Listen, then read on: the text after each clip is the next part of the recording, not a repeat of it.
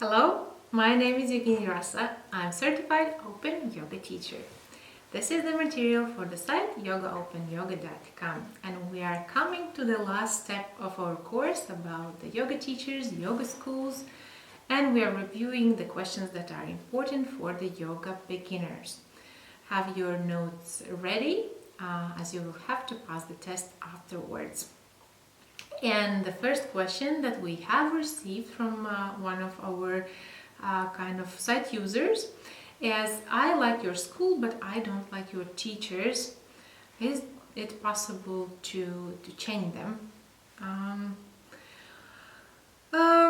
Unfortunately, school comes with the teachers and there is really a possibility to kind of change them.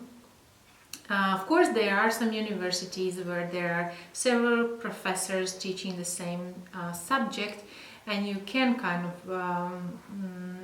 find for your schedule to have it in a way, design your schedule in a way that you get in a class that for the professor you like.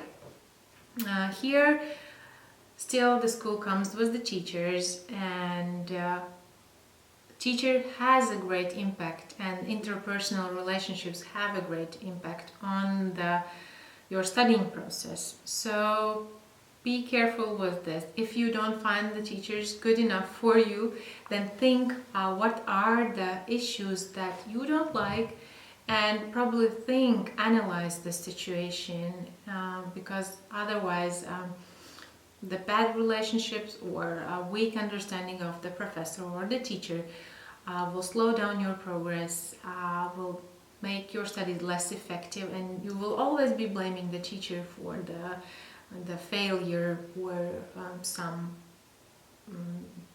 not being so successful.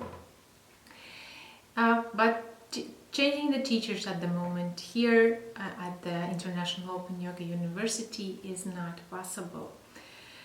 Maybe our materials in a written form work for you, but see for yourself how much it suits or not, but we can't really kind of change it. But you can search for yourself to find the better schools and better teachers that suit you. Then the second question is, okay, the school is okay, teacher seems to be fine. Prove me that your school is the best and that your approach is the most suitable. What we do yoga, we practice yoga, we explore ourselves and explore the universe, and trying to help other people to kind of get the notion of themselves and kind of bring some obstacles on their way that they can do this, because nobody can do it for them. And thereby we are not assessing other schools, comparing ourselves with them. It's impossible. In order to understand the school and in order to be able to compare two different schools, you have to study in both of them, and then only then you can make the comparisons. But imagine there are tons of schools, there are tons of teachers. How are you going to be able to study with all of them and be able to compare them? Of course, some basic concepts of understanding of freedom, understanding of the principles, understanding of different methods, approaches, we can kind of evaluate or just have kind of feeling if it's our school or not. And that's how people usually choose their school, by the feeling, not by this. Imagine going to the teacher and saying, now please give me your list of acknowledgements, certificates and proofs that would tell that you are a good teacher. None of this is working for this reason. So if it suits you, study here. If you find something better, go on and do it. We will only be happy for yourself.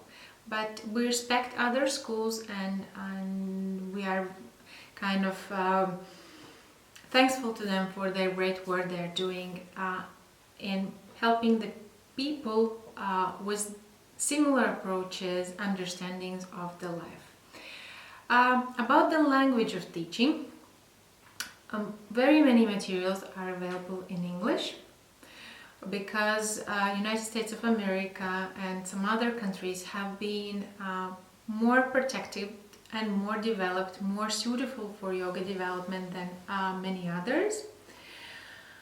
Of course, when a teacher is working or the translator is working with the material without kind of understanding of the area this teaching is coming from, or at all about the teaching and the lifestyle, it brings us some problems with the translation, and we all are kind of letting it through ourselves, processing it.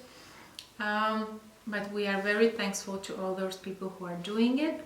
However, bear in mind that there will be some translations done by bad translators. Maybe they are very good in translating science fiction or the novels or some scientific material, but they have not understood the meaning and kind of the essence of the text they have translated on yoga, or the background of this material that would be important for the reader to know.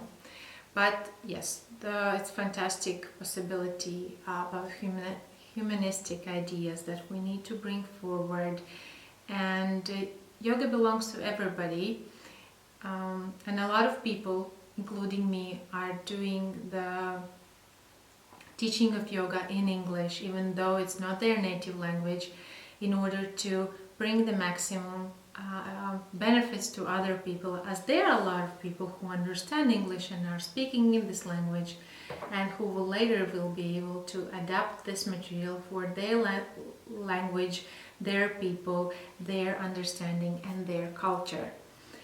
Okay, so study the available material, keep on exploring, don't lose it, because if we lose it, we have to rediscover it all again. If there are some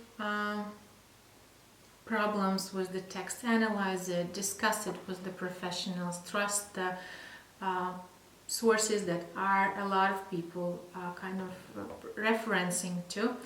That's what we are doing, the maximum that we can. A lot of work to do.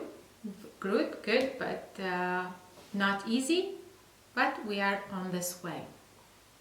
Then the number 4 question that worries many minds of newcomers to yoga, they are asking if yoga is a sect.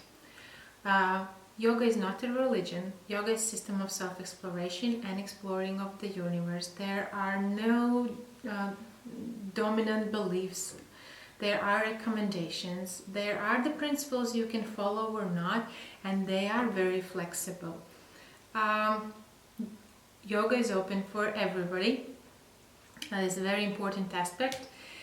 For the newcomers, it's open. There are closed sections, like in any other teaching, that you will approach later on, if you will be ready to take them. They are not open to everybody at this moment because they can be dangerous. That's like you are not giving a bomb to a small child who can play with it and harm him or herself, or causing harm to people around.